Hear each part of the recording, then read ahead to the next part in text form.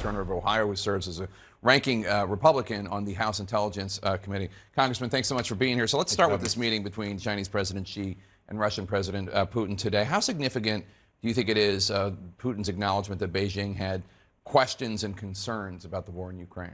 Well, it's very significant. But this meeting is a far cry from the meeting that they had in February where they declared no limits, because apparently there were limits because China offered no military assistance to Putin or Russia during their incursion into Ukraine. But also, Putin stands with Xi much diminished. When he first stood there, even the United States thought that he would go easily into Ukraine. He did not. That complicates things for President Xi as he looks to what he might want to accomplish militarily with Taiwan. And also, Putin rallied the entire world around their military incursion, which of course makes it more difficult for China to then undertake a similar incursion toward Taiwan. And the other aspect of this is that you have the reports of the atrocities that are occurring in Ukraine. It really shows that Russia, the brutality of what they're doing, and certainly that doesn't play well anywhere. Yeah, and we're learning more about these atrocities as the Ukrainians recapture territory. The U.S. government has been pretty careful not to call this new part of the war where Ukraine is recapturing territory. They're not calling it a turning point in the war. They're not calling it a critical moment that will determine the outcome. Here's a quote from a U.S. defense official, quote, "It's more important than ever that we don't appear to be spiking the ball." What do you think? Is that a valid concern?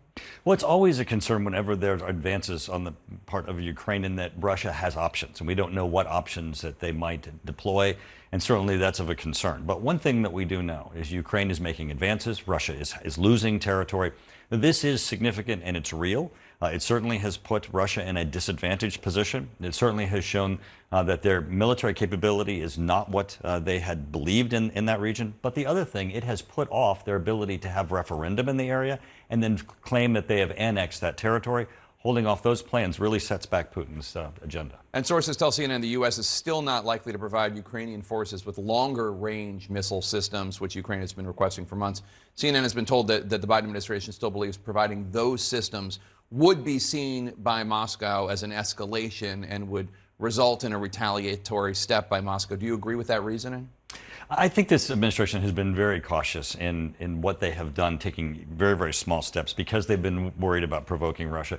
But in this, what Russia has already done is provocative. And the atrocities that are occurring, their open threats to Poland, Romania, to the Balkans, the Baltics themselves, all of that area, I think, is a grave concern. And I think that we need to be certainly supporting Ukraine with everything we can give them. So you think they've been too cautious? Is that what you're suggesting? Well, they've been slow on the uptick. The Congress has been leading in on this, both on passing legislation for providing lethal aid and in funding lethal aid. But also, it's been slow to get in. I mean, you were reporting that certainly in the beginning. Sure. But I think at this point, we really need to see a win by Ukraine, and they're close.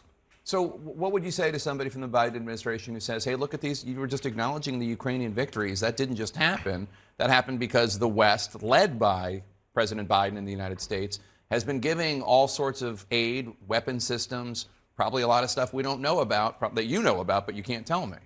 Well, what we've seen every time we've increased the capabilities and the lethal aid that we've given to the Ukrainians, they have stepped up, been able to deploy those capabilities, and they've won ground. That's what's exciting, is that we're actually seeing successes, and we hope that successes continue. And we certainly think, President Zelensky's leadership in rallying that nation and the military capabilities that we're watching being deployed are impressive. CNN's been told that former UN ambassador and New Mexico Governor Bill Richardson met with leaders of Russia in Moscow this week. He does, of course, as you know, historically provide help to families of hostages and detainees, and there are at least 2 Americans being held prisoner in Russia. But I want you to listen to what White House National Security Council spokesman John Kirby told me yesterday about Richardson going there. Our message is that private citizens should not be in Moscow at all right now, and that private citizens cannot negotiate on behalf of the United States government. We share Mr. Richardson's desire to see Brittany Griner and Paul Whelan home with their families, and we're working very, very hard at doing that through government channels. That's the appropriate way to do that, and those efforts are ongoing.